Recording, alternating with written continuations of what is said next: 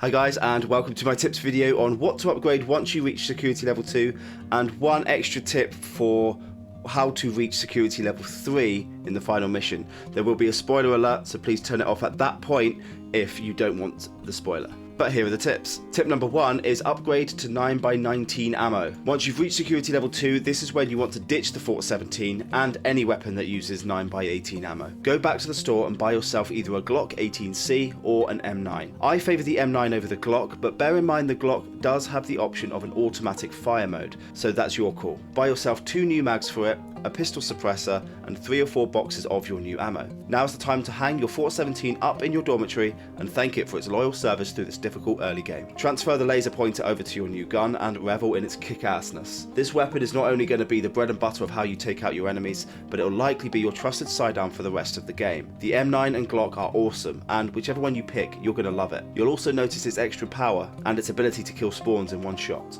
Tip number 2 is buy some protection. One of the other new additions you can make is your vest. To make this easier, start by holding A and pulling your vest off, then placing it on a mannequin in your dormitory. Then head over to the shop and you want to buy the cheapest armor insert, as it's the only one available, as well as a new upgraded vest. Slide the insert into your vest and put it on, then go and pay for it. You can head over to the mannequin again and attach all your original holsters to your new vest. You could also buy some primary magazine holsters if you want, but I didn't as I'm still donning the shotgun for the time being. Tip number 3 is Papa's got a brand new bag. Now you're going to spend the best 1,200 credits you'll spend all game. A massive ass carry case. Pick up one of these bad boys at the back of the store and pay the money. Then head over to the dormitory and place your old case onto the stand. Transfer all your holsters and items from the old bag into the new bag and sling your new bag over your shoulder. Boom. This is a game changer, so enjoy. Next, I'm going to talk you through the options for a primary weapon upgrade. Tip number 4 is the SKS. You can now buy an SKS and a scope that attaches straight on. This is expensive, but will now be okay for a long range option. It isn't super powerful, but now you finally have some long range ability to take enemies out before they can try and rush you, which is a big deal in this game. You'll want to buy a magazine and some ammo, and heads up, this will set you back a lot. Personally, I didn't choose this. I chose the second option that I'm about to mention in my next tip. Tip number 5 is use slugs. Now the IZ blah blah blah shotgun that you get given is a sawn-off, but luckily I found a long barreled version.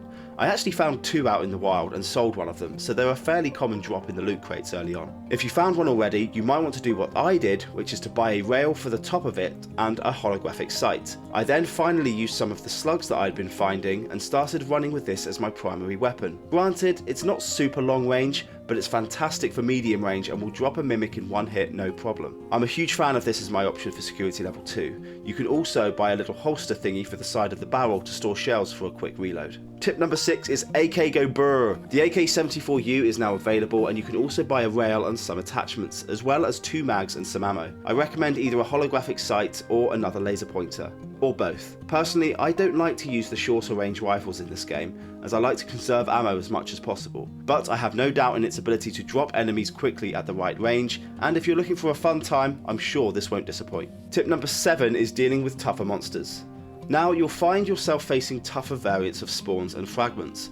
The spawns will look heavier and do lots more running around before they choose to jump at you. I personally use the shotgun on these because that's the only chance I have of killing them quickly before they leap at me. The tougher fragments now have glowing heads, and this is where the headshots count with the shotgun, because that can kill them in one blast. If you don't land a headshot, they drop a core which slowly lowers to the ground. If you let it land, it will revive, so shoot it as quickly as you can. Tip number 8 is be aware of more dangerous anomalies. Now you'll notice some of the more dangerous anomalies appearing. For instance, the lightning anomaly will spawn in the peninsula now. Still not a huge concern, but you will notice the game ramp up in difficulty every time that you increase security level. Tip number 9 is to turn off now to avoid spoilers. The last tip will help you with the top priority mission, and that helps you reach security level 3. So turn off now if you don't want to hear it.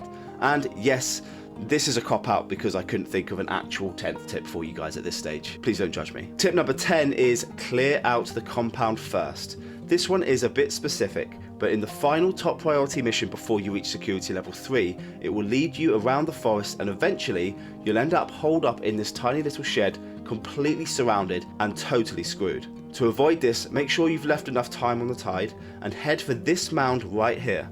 You can do a sprint jump off the top that launches you over the wall, and you can clear out the area without being penned in. Then you can leave the compound and complete this mission without the game screwing you over. I promise you, some people will know what I'm talking about here. It was not a fun time. That's it for this video, guys. Thank you for watching. I actually stream this game weekly on YouTube, so please subscribe to catch me on there. And also, if you want more tips videos, they will be coming in the future as well. But thank you for watching, guys, and I'll see you in the next video.